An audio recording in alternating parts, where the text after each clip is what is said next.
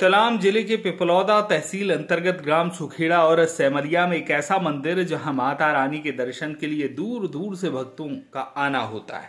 इस मंदिर और माता जी की महिमा अलग ही निराली है। बताया जाता है कि भैंसासरी माता जी का मंदिर राजा महाराजा के समय से है। वहीं सेमरिया सिद्धपीठ अन्नपूर्णा माता जी मंदिर पर नवरात्रि के पावन पर्व पर 9 दिवसीय मेले का आयोजन किया जाता है, जहां हजारों में नहीं लाखों की तादाद में भक्तगण माता रानी के दर्शन करने पहुंचते हैं। वहीं 5 वर्ष से सेमरिया माता जी मंदिर पर गुरुजी अवधेशानंद जी द्वारा लगातार हवन किया जा रहा है। इस हवन कुंड में भक्तों द्वारा भी आहुति दी जा रही है।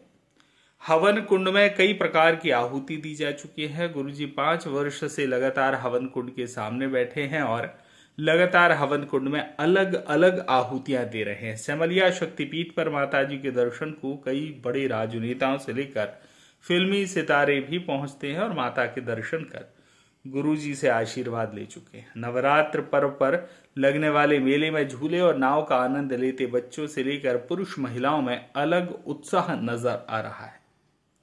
नवरात्रि का पावन पर्व चल रहा है और अष्टमी और नवमी का बड़ा दिन आ रहा है। आप इस बारे में क्या कहेंगे और देश को नवरात्रि के इस पावन पर्व पर देश को क्या संदेश देना चाहेंगे?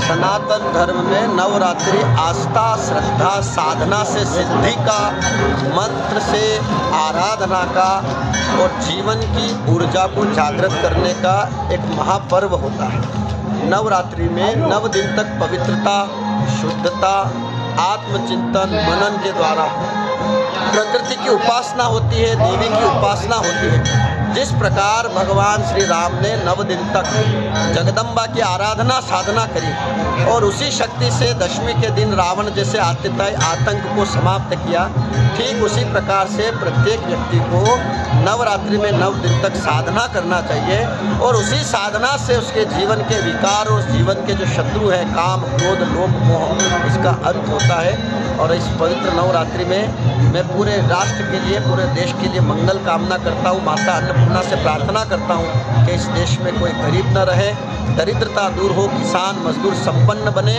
और विशेष रूप से पूरे देश के लिए मैं एक ही निवेदन भी करूँगा और प्रार्थना भी करूँगा कि हिंदू समाज अधिक से अधिक आर्थिक संपन्न बने, क्योंकि संपन्न समाज, संपन्न राजा, संपन्न प्रजा और संपन्न देश जो है वही एक अच्छे उदाहरण के रूप में प्रस्तुत होते हैं। काफ़ी समय से यहाँ पे एक हवन का चल रहा है, इसका मुख्य उद्देश्य क्या है? देखिए, ये सनातन धर्म में यज्ञ की बड़ी महत्ता है। ये हमारी साधना है, ये अनुष्ठान है और इतने लंबे समय से यज्ञ करने का हमारा एक ही उद्देश्य है कि विश्व का कल्याण हो, राष्ट्र का कल्याण हो और लोगों को सुरक्षित जीवन प्राप्त हो। कितना समय हुआ है हवन को और कितने समय तक चलेगा? ये यज्ञ अभी 5 वर्ष हो गया है और आगे जब तक भगवान की इच्छा होगी चलता रहेगा। जावरा से जेपी मालानी की रिपोर्ट।